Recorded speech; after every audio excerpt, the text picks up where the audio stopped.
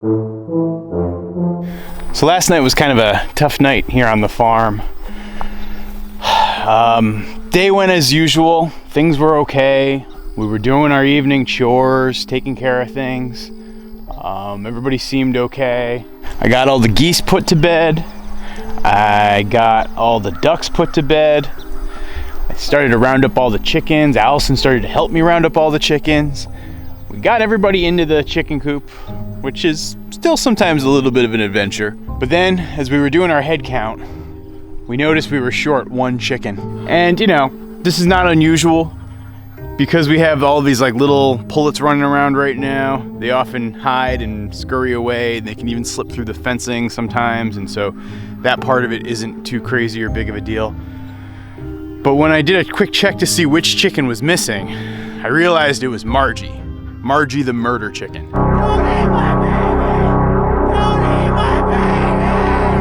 Now, as many fans of our channel will know, Margie the Murder Chicken has a very special place in our heart here on this farm. She was hatched out from some eggs I got from friends about a year ago.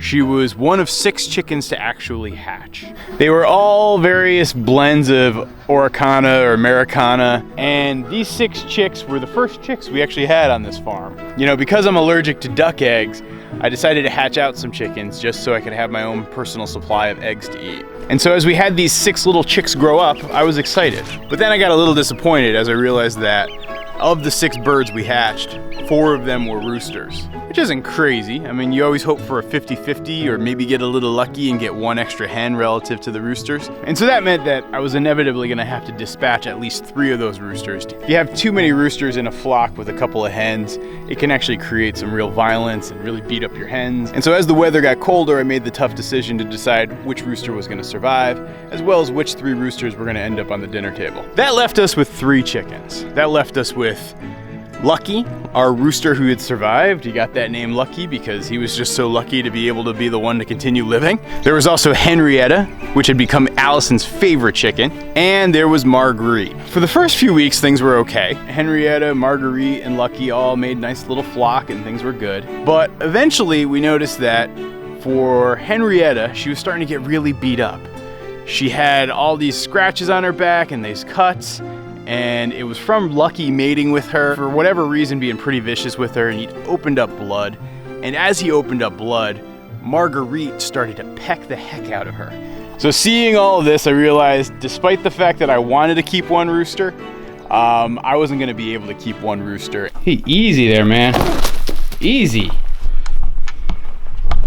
Now, Henrietta was really banged up from her exchanges with Lucky and Marguerite.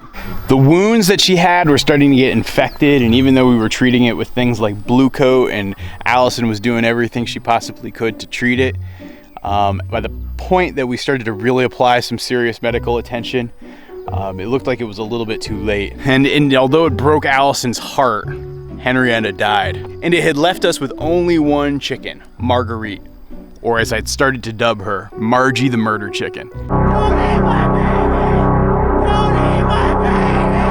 You know, I mean, it just seemed kind of funny to me. Here you have this situation where you go from 6 birds to 1 bird, and this 1 bird seemed to be behind the scenes, pulling all of the strings, making sure she was always positioned well to survive, while the other 5 got offed. When you play the Game of Thrones, you win, or you die. I mean, but in the reality of it all, I was the one who offed 4 of those chickens, and disease knocked off the 5th. But that said, the name kind of stuck, and Margie the Murder Chicken she was. Allison always kind of resented Margie because of the role that she played in Henrietta's death. But for me, I don't know, there was something about Margie that made me kind of fall for her and take her on as a favorite chicken. I think it was her unending pluck and saltiness that sort of got me. She just seemed like the crusty type of chicken you'd want around your flock. And that word flock is an important thing because you gotta know, right? Chickens are flock animals and they need to have other birds around them. And so despite the fact that we only had 1 chicken, we decided to make some moves to actually add chickens to the flock. Hey Penny, hey Bernie. How you going, girls?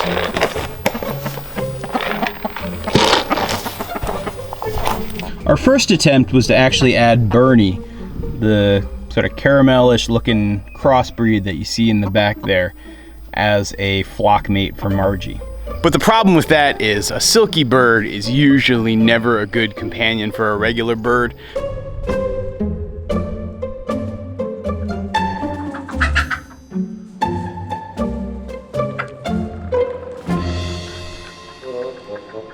Hey, Margie! But Margie the Murder Chicken was just beating the crap out of Bernie.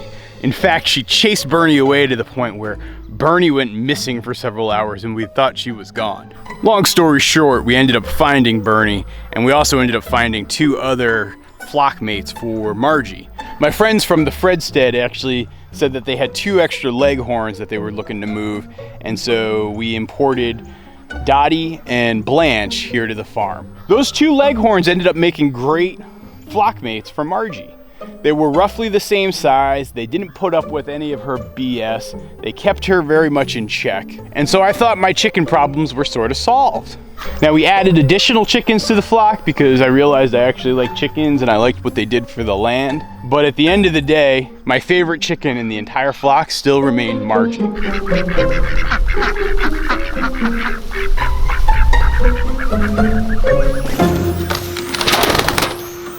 And so this is where things get tough. Last night, as we were putting the chickens away, Margie being missing, I searched for hours. And the weirdest part was, Allison had said she had seen Margie probably about a half an hour before we were putting them to bed. And I was out here in the yard doing work. I'd been working on a couple of building projects around the farm, and it's not like I wasn't here. We had Toby Dog also out here. Hey buddy, sorry to catch you in action there.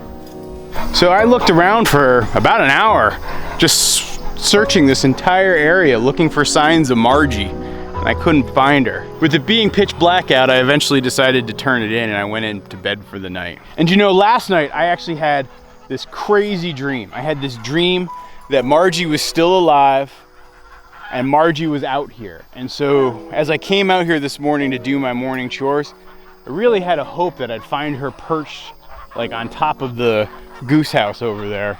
But as I'm looking around here right now, it doesn't seem like she made it.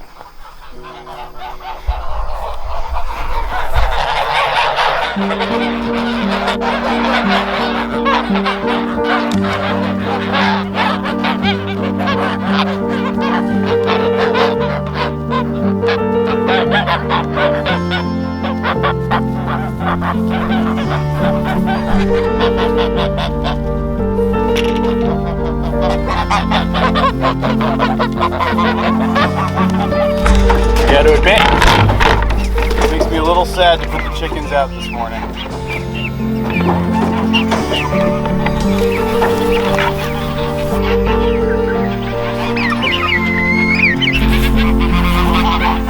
Hey Blanche, hey Dottie. I know, Margie's missing. I'm worried about her too. I don't think she's coming back.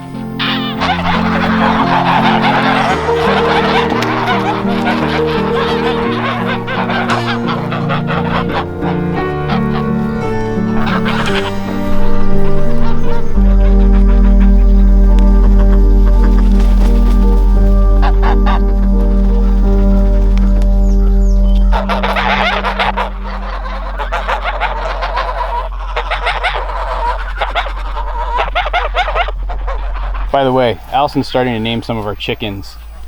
This rooster here, which is I think is a cream leg bar, Allison has dubbed him Alexander Hamilhen. My name is Alexander Hamilhen.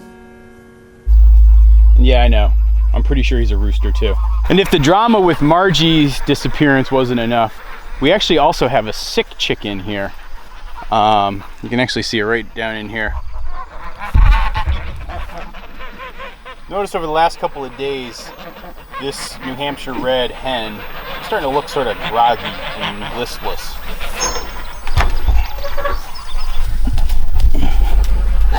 Actually, I gotta say, she seems like she's perking up this morning. But yeah, she sort of has been listless and she has diarrhea. Diarrhea, cha-cha-cha, diarrhea, cha-cha-cha. I was checking though, it doesn't look like it's coccidosis. Not sure exactly what it is. We've been just giving her extra space alone, giving her some probiotics, giving her some apple cider vinegar, giving her some electrolytes, hoping to help sort of heal her up a little bit and get her healthier. Compared to what she looked like 2 days ago, she has improved dramatically, and so I'm feeling much better about her. So we're gonna keep giving her this private time, but eventually we'll reintroduce her back to the flock. Release the Kraken!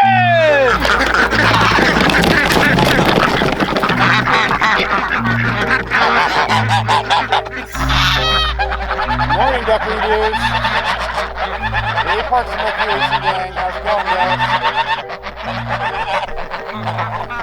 What's up, Pablo? You watching over everybody? Huh, buddy?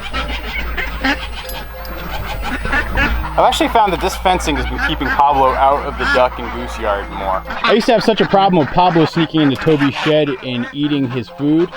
That's sort of been stopped ever since I put this fence up. Pablo can't seem to figure out how to get past it. Oh, we're like duck and goose conflict. Let's mediate this. Come on, guys.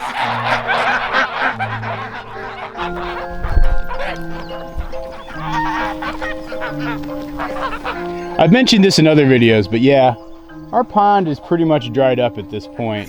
It used to be so incredibly expansive and took up nearly half the pasture. But at this point, it's pretty much all gone. There's a couple of options of what I can do about it. You know, option number one would be I could try to seal it with a plastic liner, but I really don't like that idea.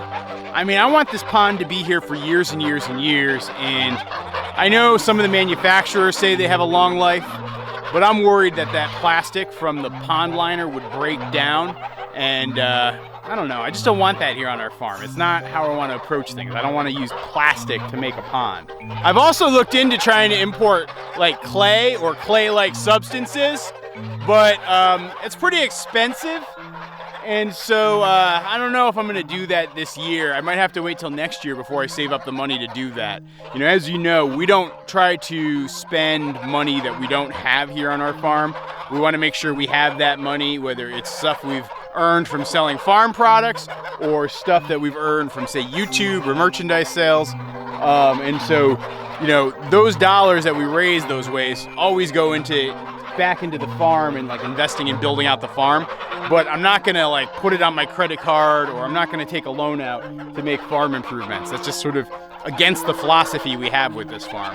One other idea I've kicked around has been maybe getting some pigs next year. If I fence in some pigs into the pond area, and if I make that their habitat for a year or two, the impaction that the pigs are gonna have and the impact they're gonna have on the land is gonna actually seal up the pond for me. That's kind of a novel idea, but it's a plan that would take quite a long time to execute, and so I got to admit I'm a little bit worried about that one as well. As of right now, I'm not doing anything with the pond is the real answer, and I'm gonna give it a little bit of time to figure out what I should do. And you know, I've made this point in other videos in the past, but I find that it's infinitely better to not do anything than to try to rush to a solution, and so I'm adhering to that philosophy here with the pond. You know, I gotta admit, I feel a little guilty, guys. I know this has been a bit of a bummer of a farm update. I mean, as I keep wandering around here doing my morning chores, I keep hoping that I'm gonna stumble across Margie the Murder Chicken, but unfortunately, I'm worried that at this point, somebody has in fact murdered Margie the Murder Chicken. Now, I don't want you guys in the comments blaming Toby. I don't feel like it was his fault. I mean, he and I were both out here wandering around. I don't know what happened. I don't know what got Margie. I don't know if it was like a fox that snuck in and took her, or a bobcat. I don't know if an owl might have swooped down and just grabbed her out of nowhere. You know, she could have just wandered off on her own accord. I mean, that would not have been unlike Margie to do. And so, you know, hold the conspiracy theories, hold the theory that Toby ate her. It's all silliness. Really, when it comes down to it, she's just gone, and that is what it is.